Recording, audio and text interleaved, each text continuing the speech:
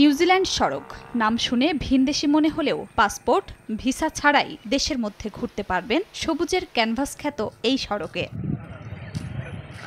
পার্বত্য জেলা খাগড়াছড়ি শহর থেকে মাত্র ১.৫ কিলোমিটার দূরে নিউজিল্যান্ড পাড়া অবস্থিত। দৃষ্টিনন্দন হওয়ায় পৌর শহরের এই এলাকাটির নাম রাখা হয়েছে নিউজিল্যান্ড পাড়া। প্রায় এক দশক অবহেলা অযত্নে পড়ে থাকার পর সড়কটি নতুন করে সংস্কার হওয়ায় মিলেছে আকর্ষণ, পাল্টে গেছে দৃশ্যপট।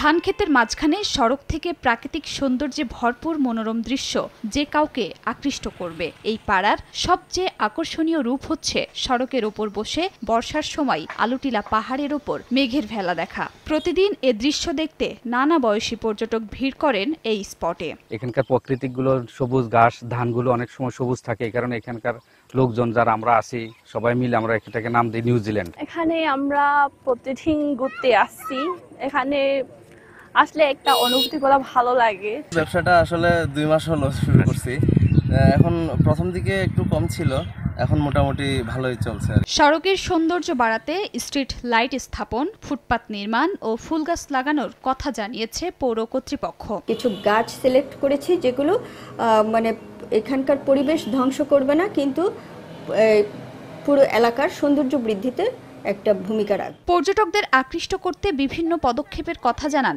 জেলা প্রশাসক। আমরা চাই যাতে এই জায়গাটির বৈচিত্র্য বজায় থাকুক এবং প্রাকৃতিক ভারসাম্য বজায় থাকুক, সেজন্য আমরা কাজ করে যাচ্ছি। 16 মিটার দীর্ঘ নিউজিল্যান্ড সড়কটি সংস্কারে ব্যয় হয়েছে 8 কোটি টাকা। সময় সংবাদ, খাগড়াছড়ি।